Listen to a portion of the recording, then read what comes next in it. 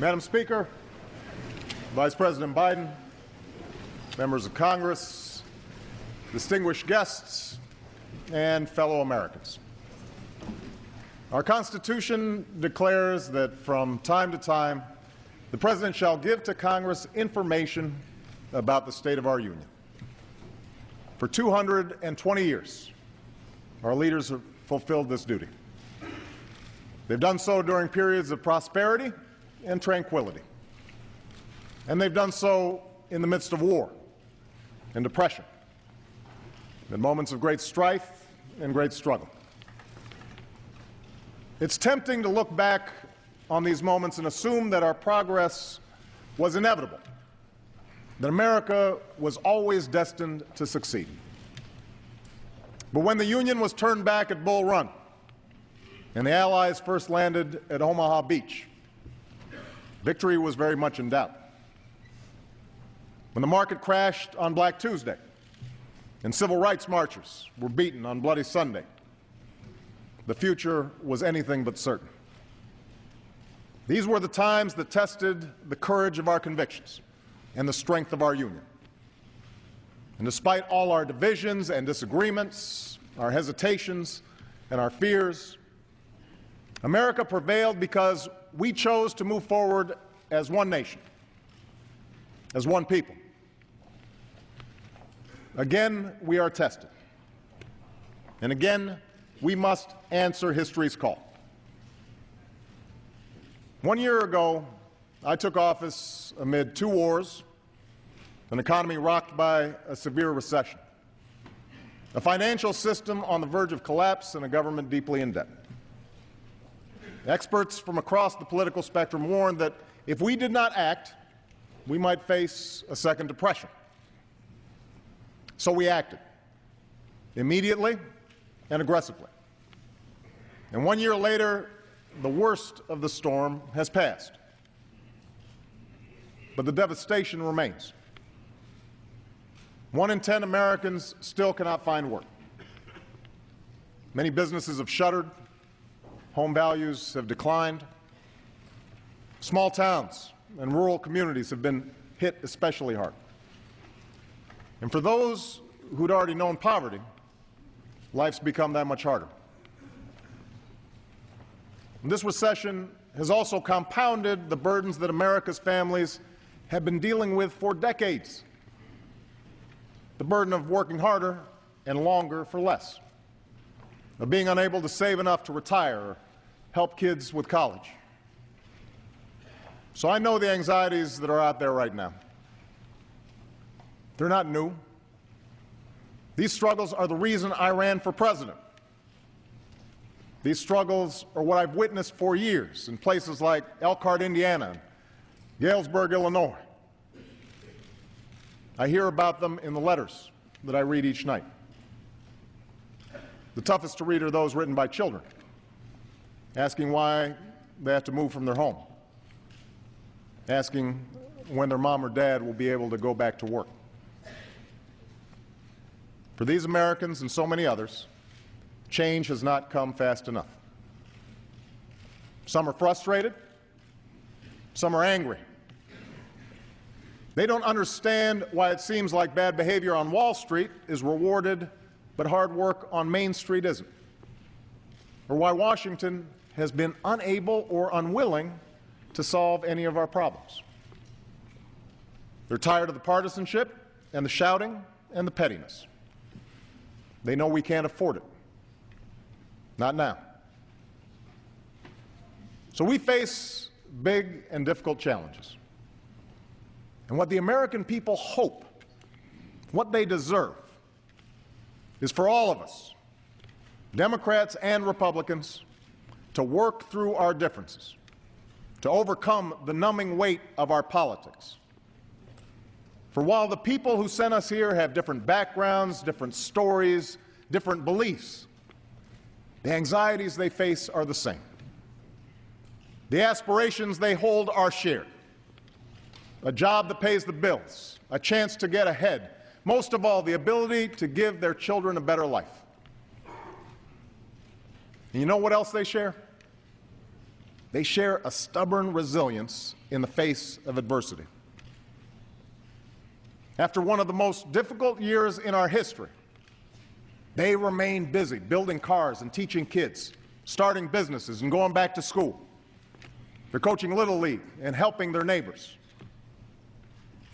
One woman wrote to me and said, "We are strained but hopeful, struggling but encouraged." It's because of this spirit, this great decency and great strength, that I have never been more hopeful about America's future than I am tonight.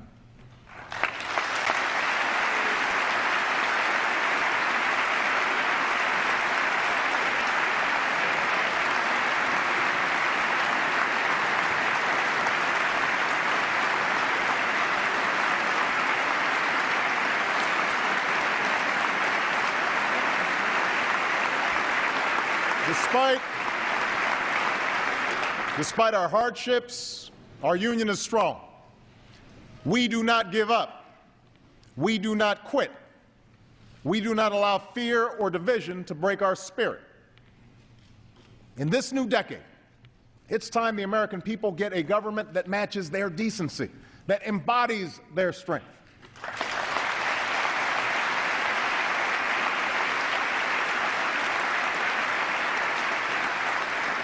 And tonight I'd like to talk about how together we can deliver on that promise. It begins with our economy. Our most urgent task upon taking office was to shore up the same banks that helped cause this crisis. It was not easy to do. And if there's one thing that has unified Democrats and Republicans and everybody in between, it's that we all hated the bank bailout. I hated it.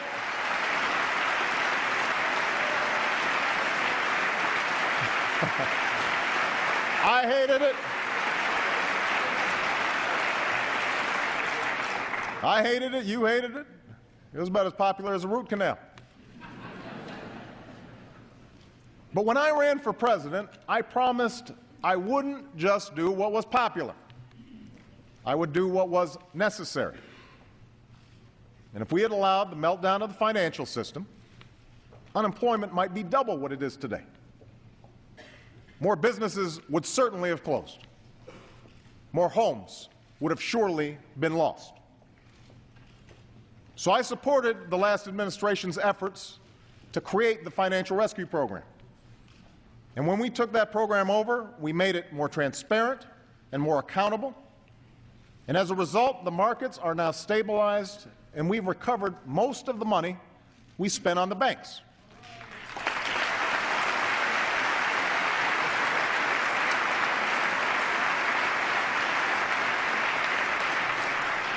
Most, but not all.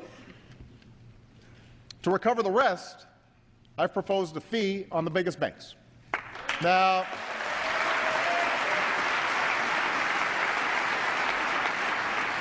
I know Wall Street isn't keen on this idea, but if these firms can afford to hand out big bonuses again, they can afford a modest fee to pay back the taxpayers who rescued them in their time of need.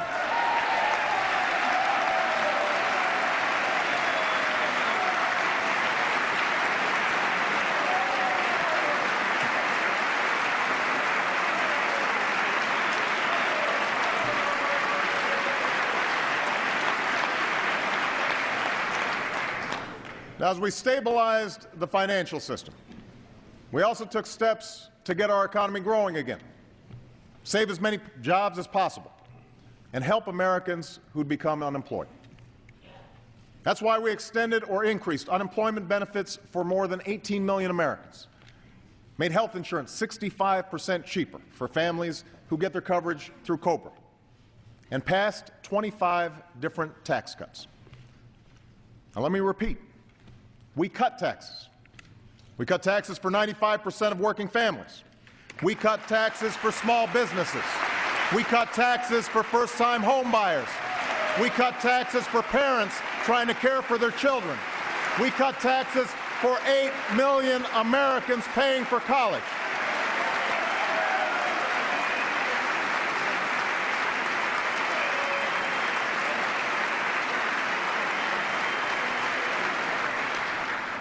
I thought I'd get some applause on that one.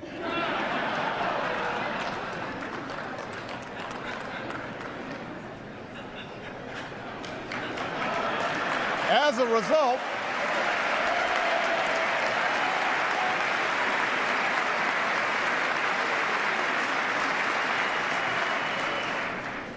result, millions of Americans had more to spend on gas and food and other necessities, all of which helped businesses keep more workers. And we haven't raised income taxes by a single dime on a single person, not a single dime.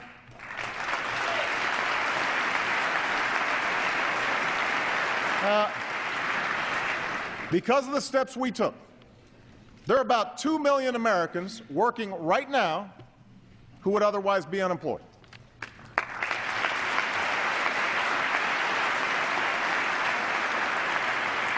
200,000 work in construction and clean energy.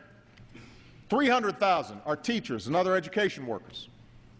Tens of thousands are cops, firefighters, correctional officers, first responders. And we're on track to add another 1.5 million jobs to this total by the end of the year. The plan that has made all of this possible, from the tax cuts to the jobs, is the Recovery Act. That's right. The Recovery Act, also known as the stimulus bill.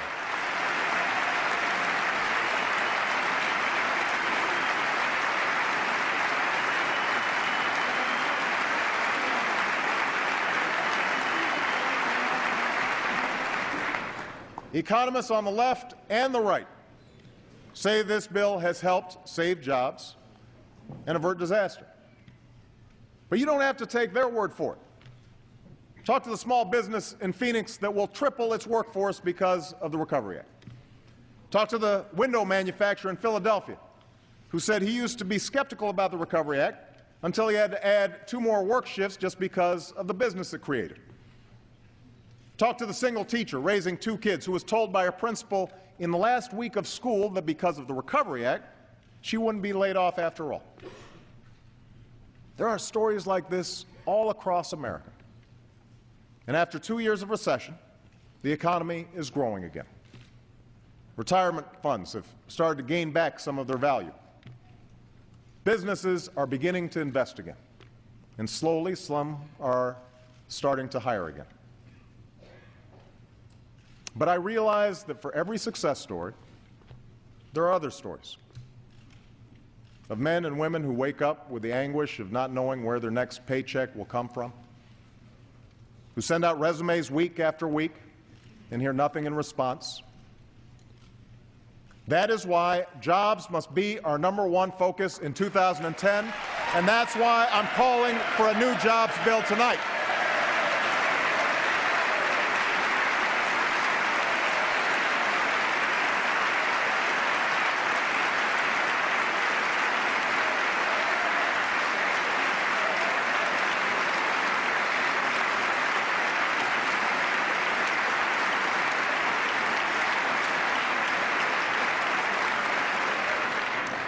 Now, the true engine of job creation in this country will always be America's businesses.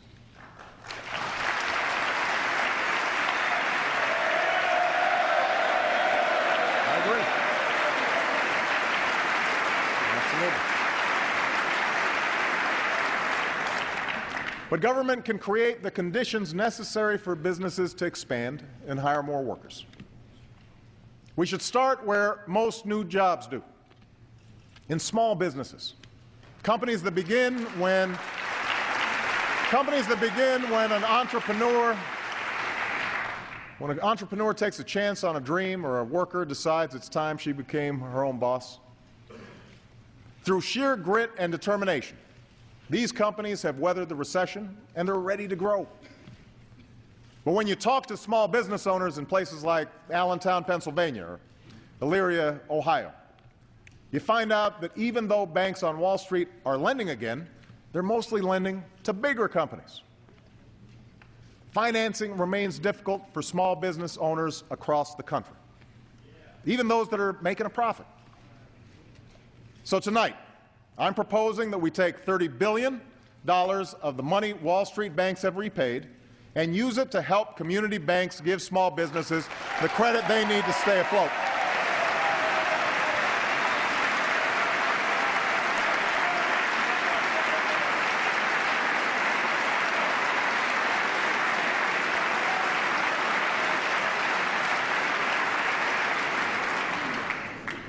I'm also proposing a new small business tax credit, one that will go to over 1 million small businesses who hire new workers or raise wages.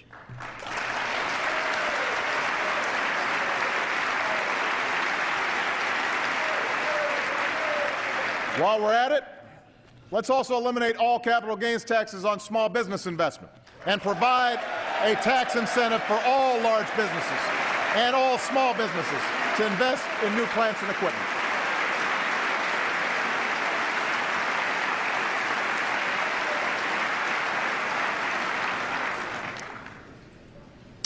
Next, we can put Americans to work today building the infrastructure of tomorrow.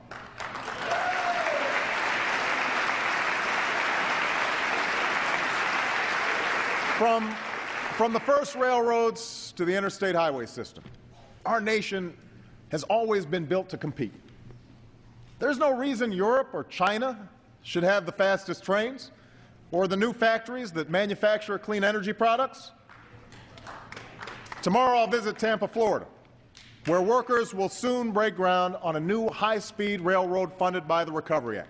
There are projects like that all across this country that will create jobs and help move our nation's goods, services, and information.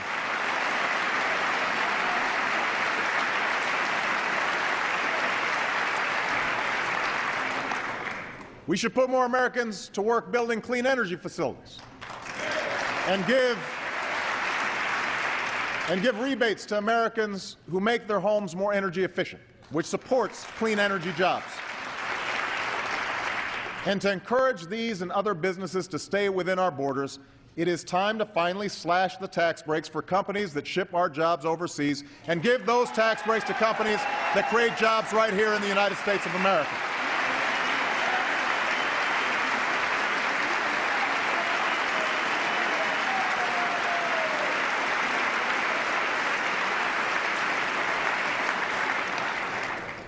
Now, the House has passed a jobs bill that includes some of these steps.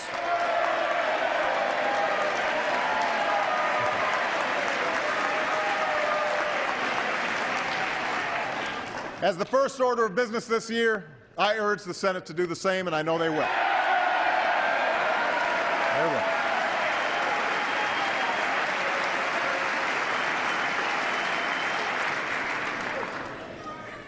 People are out of work. They're hurting. They need our help. And I want a jobs bill on my desk without delay. But the truth is, these steps won't make up for the 7 million jobs that we've lost over the last 2 years. The only way to move to full employment is to lay a new foundation for long-term economic growth and finally address the problems that America's families have confronted for years. We can't afford another so-called economic expansion like the one from the last decade, what some call the lost decade, where jobs grew more slowly than during any prior expansion, where the income of the average American household declined while the cost of health care and tuition reached record highs, where prosperity was built on a housing bubble and financial speculation. From the day I took office, I've been told that addressing our larger challenges is too ambitious. Such an effort would be too contentious. I've been told that our political system is too gridlocked and that we should just put things on hold for a while. For those who make these claims, I have one simple question. How long should we wait? How long should America put its future on hold? You see,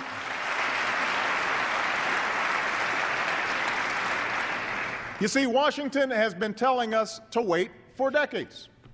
even as the problems have grown worse. Meanwhile, China's not waiting to revamp its economy. Germany's not waiting. India's not waiting. These nations they're not standing still. These nations aren't playing for second place. They're putting more emphasis on math and science. They're rebuilding their infrastructure. They're making serious investments in clean energy because they want those jobs. Well, I do not accept second place for the United States of America.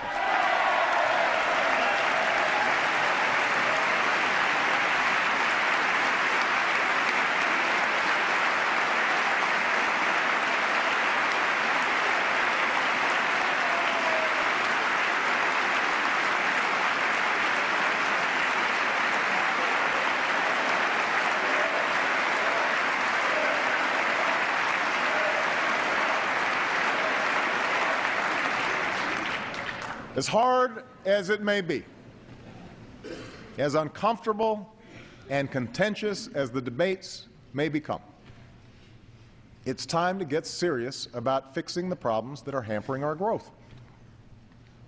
Now, one place to start is serious financial reform. Look, I am not interested in punishing banks. I'm interested in protecting our economy. A strong, healthy financial market makes it possible for businesses to access credit and create new jobs. It channels the savings of families into investments that raise incomes. But that can only happen if we guard against the same recklessness that nearly brought down our entire economy. We need to make sure consumers and middle-class families have the information they need to make financial decisions. We can't allow financial institutions, including those that take your deposits, to take risks that threaten the whole economy. Now, the House has already passed financial reform with many of these changes. And the lobbyists are trying to kill it. Well, we cannot let them win this fight. And if the bill that ends up on my desk does not meet the test of real reform, I will send it back until we get it right. We've got to get it right.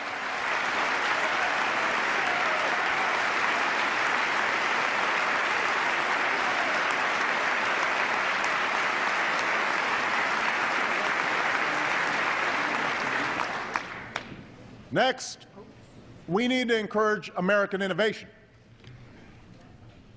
Last year, we made the largest investment in basic research funding in history.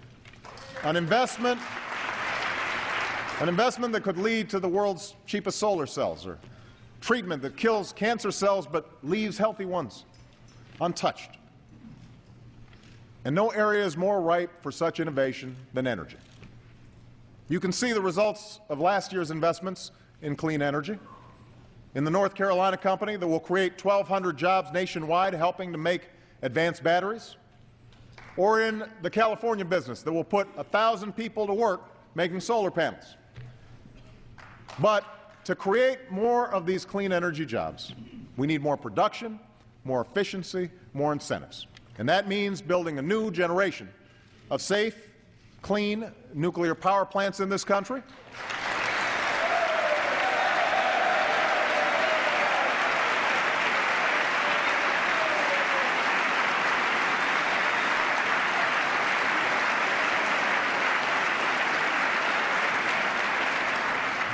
It means making tough decisions about opening new offshore areas for oil and gas development.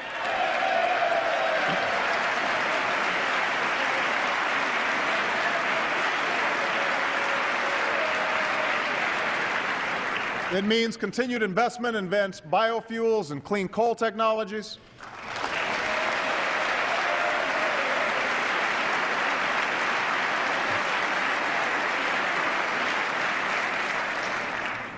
And yes, it means passing a comprehensive energy and climate bill with incentives that will finally make clean energy the profitable kind of energy in America.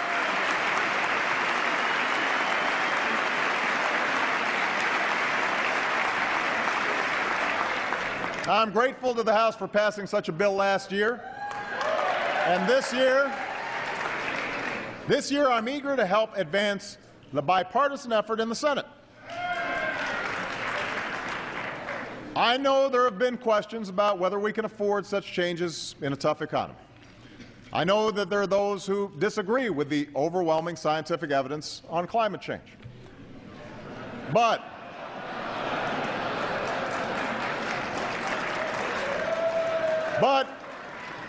here's the thing. Even if you doubt the evidence, providing incentives for energy efficiency and clean energy are the right thing to do for our future, because the nation that leads the clean energy economy will be the nation that leads the global economy, and America must be that nation.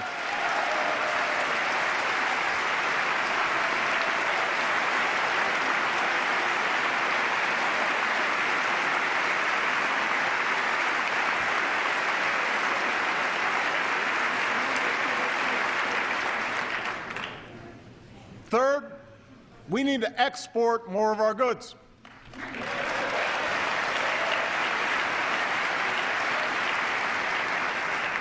Because the more products we make and sell to other countries, the more jobs we support right here in America. So tonight we set a new goal. We will double our exports over the next 5 years, an increase that will support 2 million jobs in America.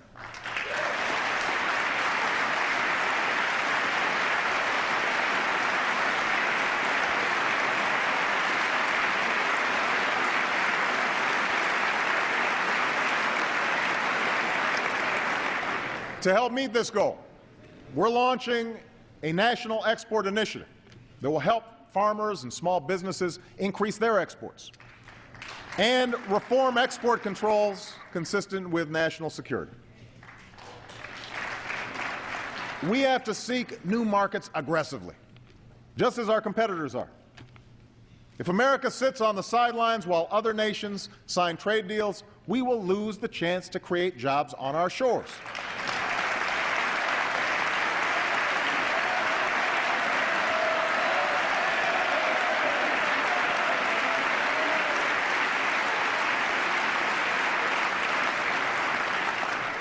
But realizing those benefits also means enforcing those agreements so our trading partners play by the rules.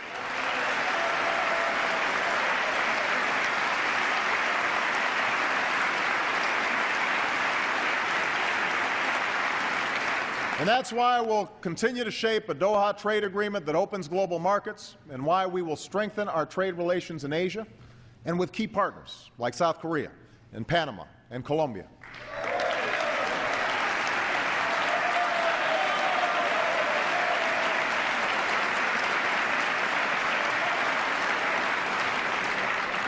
Fourth, we need to invest in the skills and education of our people. Now, this year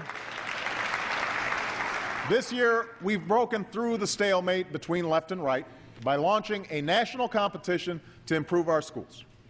And the idea here is simple. Instead of rewarding failure, we only reward success. Instead of funding the status quo, we only invest in reform. Reform that raises student achievement, inspires students to excel in math and science, and turns around failing schools that steal the future of too many young Americans, from rural communities to the inner city. In the 21st century, the best anti-poverty program around is a world-class education.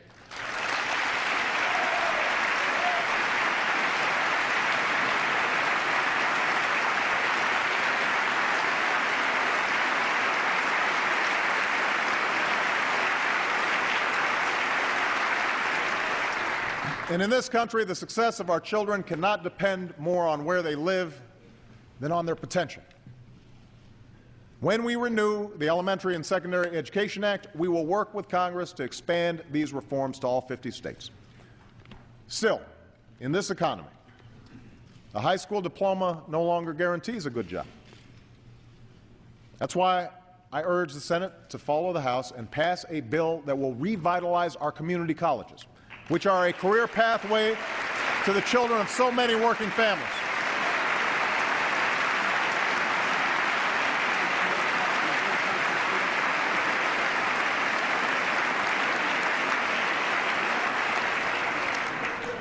To make college more affordable, this bill will finally end the unwarranted taxpayer subsidies that go to banks for student loans. Instead, let's take that money and give families a $10,000 tax credit for 4 years of college and increase Pell Grants.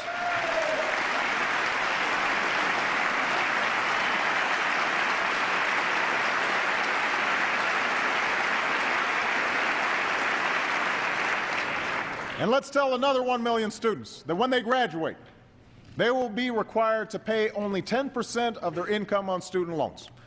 And all of their debt will be forgiven after 20 years, and forgiven after 10 years if they choose a career in public service. Because in the United States of America, no one should go broke because they chose to go to college.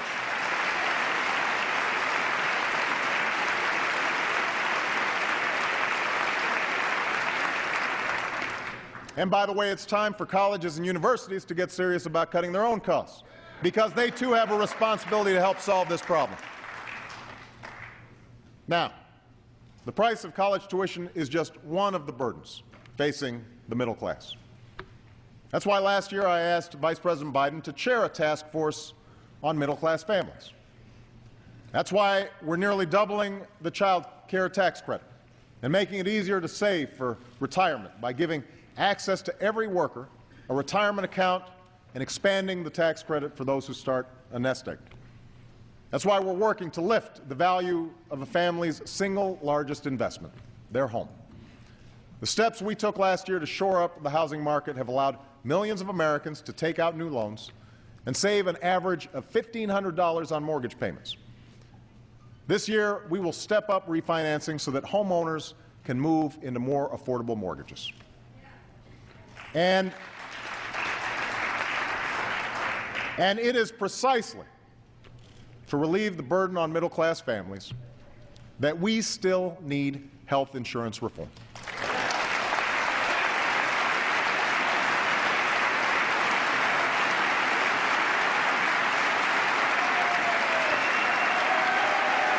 Yes, we do.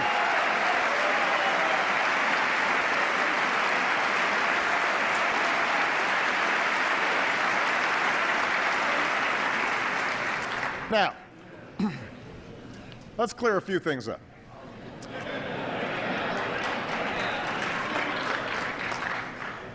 I didn't choose to tackle this issue to get some legislative victory under my belt. And by now, it should be fairly obvious that I didn't take on health care because it was good politics.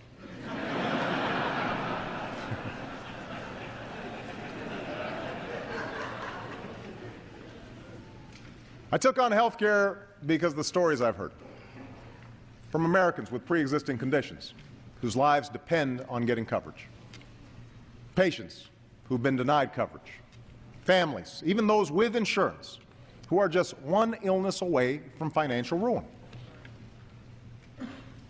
After nearly a century of trying, Democratic administrations, Republican administrations, we are closer than ever to bringing more security to the lives of so many Americans. The approach we've taken would protect every American from the worst practices of the insurance industry. It would give small businesses and uninsured Americans a chance to choose an affordable health care plan in a competitive market. It would require every insurance plan to cover preventive care. And by the way, I want to acknowledge our First Lady, Michelle Obama, who this year is creating a national movement to tackle the epidemic of childhood obesity and make kids healthier. Thank you, honey.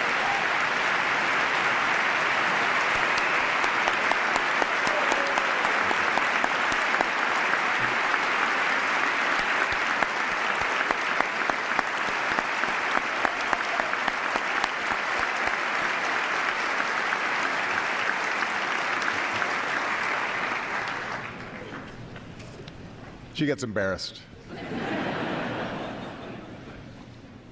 Our approach would preserve the right of Americans who have insurance to keep their doctor and their plan. It would reduce costs and premiums for millions of families and businesses. And according to the Congressional Budget Office, the independent organization that both parties have cited as the official scorekeeper for Congress, our approach would bring down the deficit by as much as $1 trillion over the next 2 decades.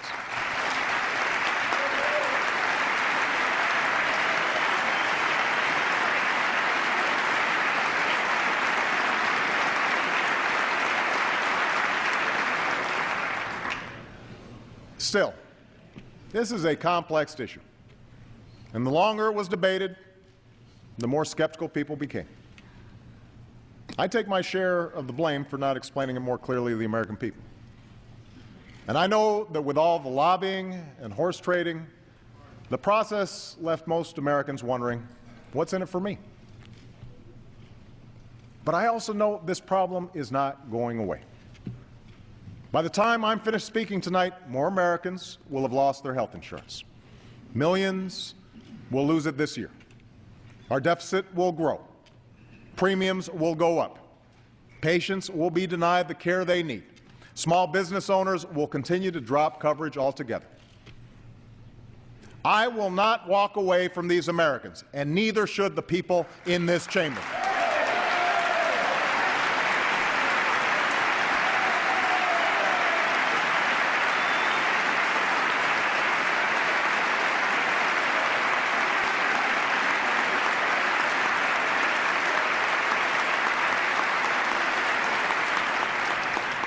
So, as temperatures cool, I want everyone to take another look at the plan we've proposed. There's a reason why many doctors, nurses, and healthcare experts who know our system best consider this approach a vast improvement over the status quo. But if anyone from either party has a better approach